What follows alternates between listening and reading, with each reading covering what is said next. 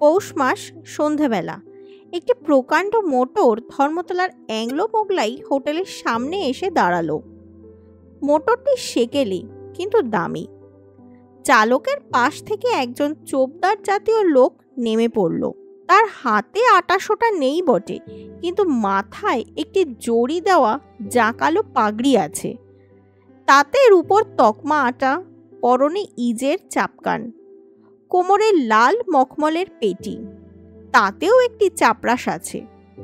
লোকটি তার প্রকাণ্ড গোফে তা দিতে দিতে সগর্বে হোটেলে ঢুকে ম্যানেজারকে বলল, পাতিপুর কা রাজবাহাদুর আয়ে হ্যায়।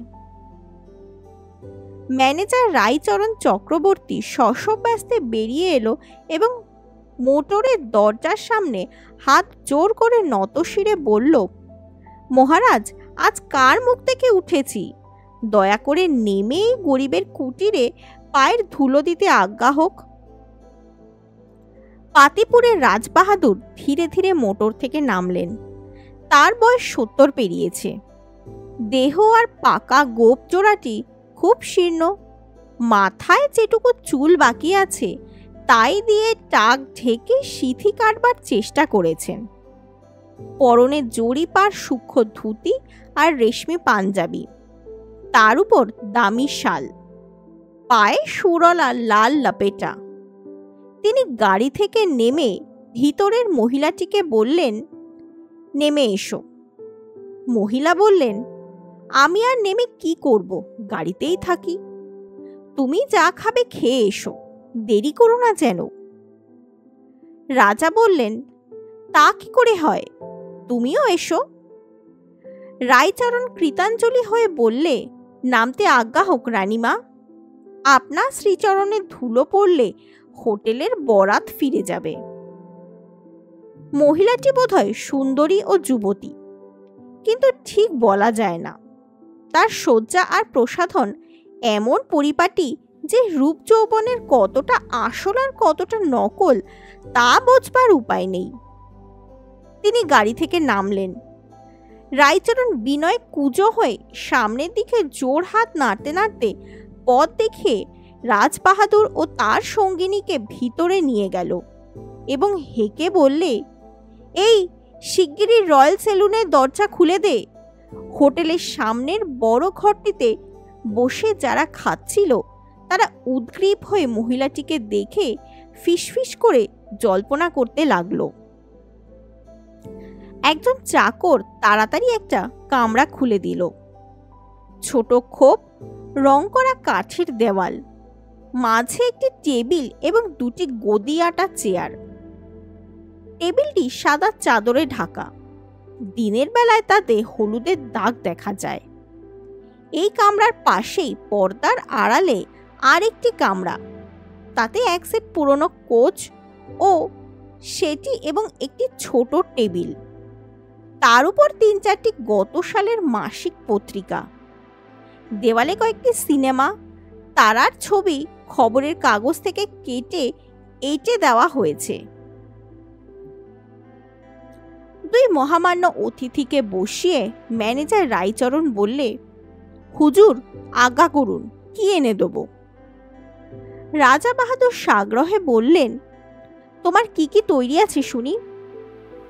রায়চরণ বললে, আগে 3 রকম পোলাও আছে, ভেটকি মাছের, মটনের আর পাঁঠার। কালিয়া আছে, কোরমা আছে, কোপ্তা আছে, মটন, চপ, চিংড়ি, কাটলেট, ফাউল রোস্ট, ছানার পুডিং। হুজুরের আশীর্বাদে আরো কত কি আছে। রাজা বাহাদুর খুশি হয়ে বললেন, বেশ বেশ, অতি উত্তম। আচ্ছা ম্যানেজার, তোমার এখানে বিরিয়ানি পোলাও হয়? হয় বই কি হুজুর, ঘন্টাখানিক আগে অর্ডার পেলেই করে দিতে পারি। আমি 3 বছর দুম্বাগড়ের নবাব সাহেবের রসুই ঘরে সুপারিনটেন্ডেন্ট ছিলুম কিনা, সেখানেই সব শিখেছি। খুব খাইয়ে লোক ছিলেন নবাব সাহেব, এবেলা 1 দুম্বা, ওবেলা 1 দুম্বা। বাবুর্চিদের রান্না তার পছন্দ হতো না। আমি তাদের কায়দার অনেক উন্নতি করেছি। তাই জন্যই তো নবাব বাহাদুর খুশি হয়ে নিজের হাতে ফার্সিতে আমাকে সার্টিফিকেট লিখে দিয়েছেন। দেখবেন হুজুর। থাক থাক, আচ্ছা তোমার কায়দাটা কিরকম শুনি? বিরিয়ানি রান্নার? 1 নম্বর বাসমতি চাল, এখন তার দাম 5 টাকা সের। খাঁটি গাওয়া ঘি, ডুমো ডুমো মাংস, বাদাম পেস্তা কিশমিশ এবং হরেক রকম মশলা, গোলাপ জলে গোলা খোয়া ক্ষীর, মৃগনাভি সিকি রতি, 10 ফোঁটা অডিকোলন, আলু একদম বাদ।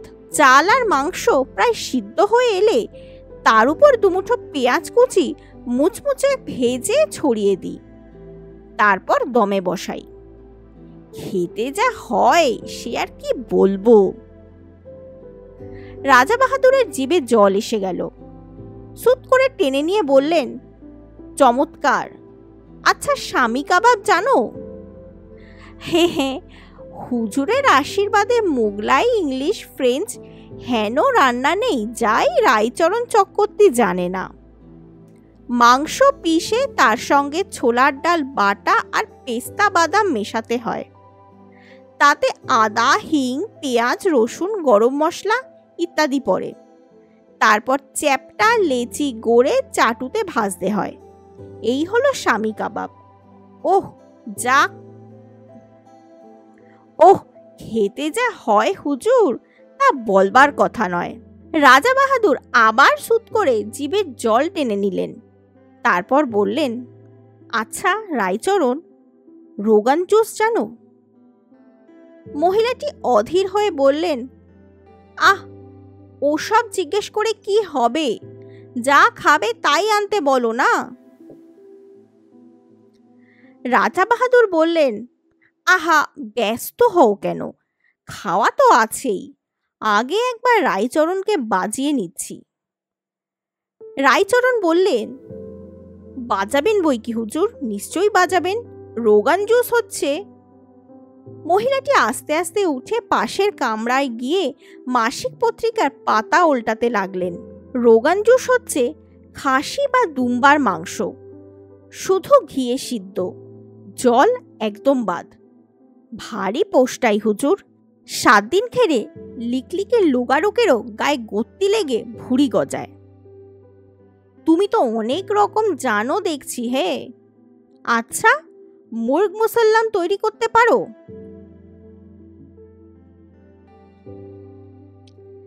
নিশ্চয়ই পারি হুজুর, ঘন্টা 3 আগে অর্ডার দিতে হয়।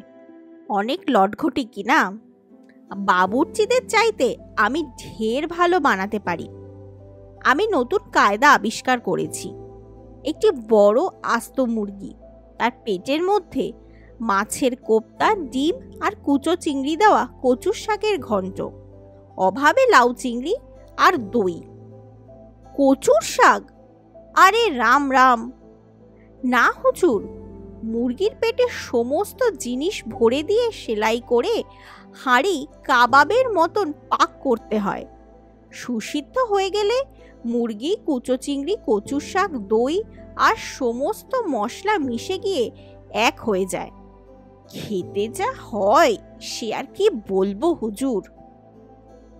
রাজা বাহাদুর এবারে আর সামলাতে পারলেন না। খানিকটা নাল টেবিলে পড়ে গেল। একটু লজ্জিত হয়ে রুমাল দিয়ে মুছে ফেলে বললেন, ওহে রায়চরণ, উত্তম সরভাজা খাওয়াতে পারো? হুজুরের আশীর্বাদে কি না পারি। সরভাজার রাজা হলো গোলাপি গাই দুধের সরভাজা।